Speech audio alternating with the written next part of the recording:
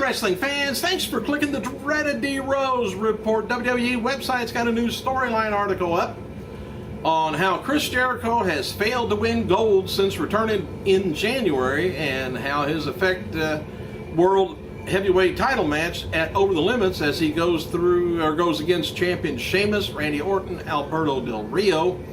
They are strongly teasing that Over the Limits may be it for Jericho this time around. Here's what they wrote. Like I say, it's a storyline article on their website. Further, if Chris Jericho fails to come away with the gold, will Over the Limits be the last time WWE Universe sees the Ayatollah of rock and roll in the ring? Says, or can Jericho save his career with a huge win with 3 formidable opponents? Said if this is the final stand, smart money would be betting on Jericho walking out of PNC in Raleigh, North Carolina with the title in hand. Jericho is a survivor, and like a cornered lion, he'll be at his most dangerous with his back to the wall. Jericho will do anything and anything to emerge from Over the Limits as the world champion, the belt secured around his waist. But even if he does overcome the 3 competitors at the fatal 4-way, there are already plenty of expectation that WWE Universe won't see much of Jericho in the coming months. His heavy metal band Fozzy is set to release a new studio album this summer. Tour dates have been planned, and they said, will his match at Over the Limits be his lingering legacy, or will Y2J decide to walk off into the sunset? Will do so with the heavyweight championship around his waist. Oh. And WWE, by the way, signed a new deal, believe it or not, with D Smart in Turkey. The 2-year deal is going to be bringing 1-hour version of WWE Raw and SmackDown to Turkey TV. Didn't know Turkeys ever watch TV. I don't know. Anyway, the show will air on Saturday nights with SmackDown at about 11 p.m., Raw at 12 a.m. on D Smart's channel 177. Hey, former WWE diva Maurice and the Bella Twins going to be participating at Harmony and Hoops celebrity basketball game in Irving, California. Game tickets go on sale Saturday, May 19th, 5 p.m. and its benefits is going to be for an autism charity. And other celebrities going to be there is Dennis Rodman, Master P, and Penny Marshall, and a bunch of others. WWE website has a new article up looking at the winning streaks of Brodus Clay, Lord Tensai, and Ryback, wondering who will be the first to be defeated. They predict it's going to be Lord Tensai's association with John Laurinaitis will cause him to lose first, followed by Brodus Clay, and they also wrote about Ryback. They said, meanwhile, Ryback could very likely prove to be the longest winning streak, undefeated, unchallenged thus so far, and they could see possibly him continuing winning and working his way through the WWE roster. Long story short, WWE Universe should get used to the phrase, finish him. I don't know why, but I thought there for a while he was saying, feed me. I couldn't hear him too well. Hey, I mentioned yesterday the way I thought Laurinaitis and John Cena match would go.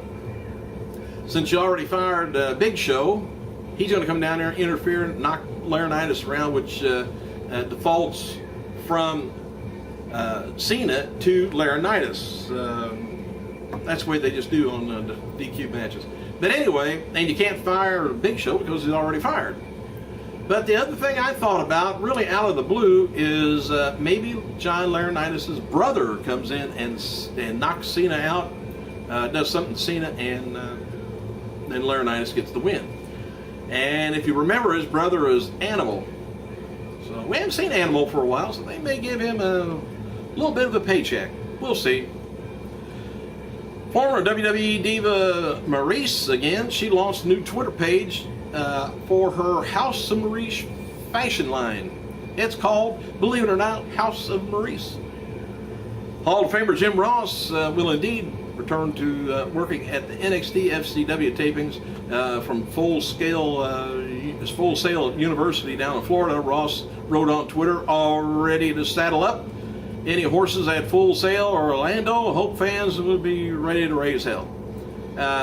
Ross added that he heard that tonight's tapings was already sold out. And former WWE referees Earl Hebner and Dave Hebner, I think this is just the oddest thing. They turned 63 today. Both of them do. Isn't that a coincidence? And WCW heavyweight champion, or rather television champion, Alex Wright, 37 years old. And a new season of Sci-Fi Haven kicks off September 21st. WWE Hall of Famer Edge has been filming episodes for the new season. Don't know how many. Matches for today's superstars is going to be including Riley taking on Slater, Tensai taking on Kid, Usos taking on Ziggler and Swagger. WWE, NXT, and Florida Championship Wrestling will have their first tapings tonight at, I keep telling you, Full Sail. Ross is expected, anyway, he's going to be giving us spoilers during his emails, maybe. We'll see.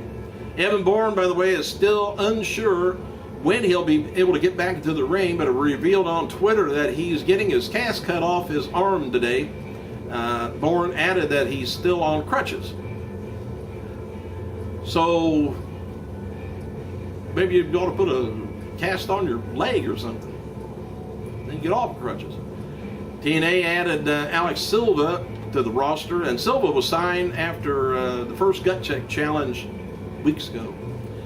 Hey, matches set for Impact Wrestling includes Van Dam taking on Bray, 10-man battle royal, by the way, and Kim taking on Velvet Sky, and Brooke Tessmacher, I guess a three-way. Hardy taking on Anderson, plus Joe taking on Angle in the main event. Angle and Samoa Joe's usually got a pretty good match.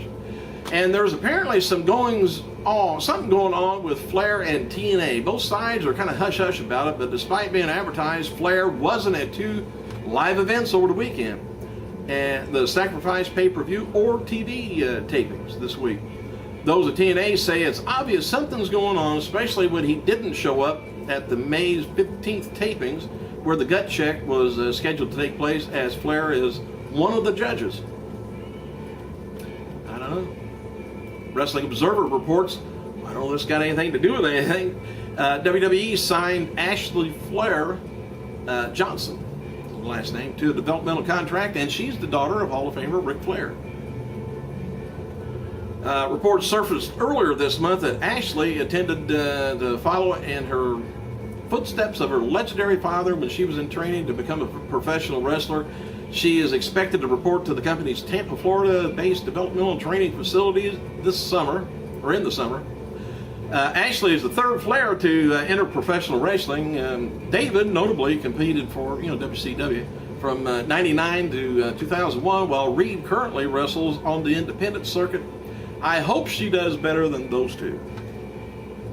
Ashley was a star volleyball player in high school, led to her team to 2 state titles in North Carolina. She graduated from North Carolina State University with a Bachelor's of Arts degree and is ACE certified personal trainer. She is also attempting Appalachia State University, where she is a Division I full scholarship athletic in volleyball.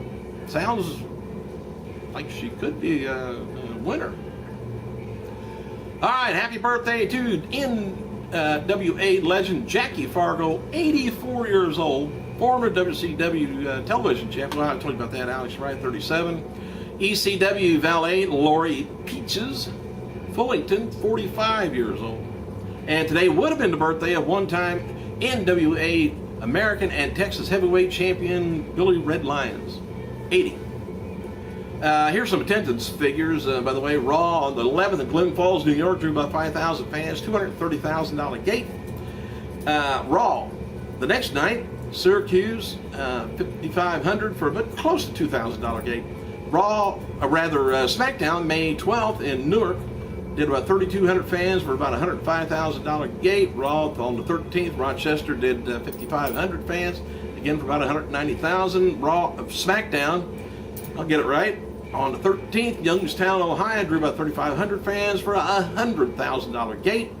And regarding Kharma's status, she's been ready to return for a while, but the recent changes in the Diva title storyline, WWE Creative currently has nothing for her at the last word. I think they need to get new creative. Apparently they can't create. Thanks for clicking, you guys. I gotta go.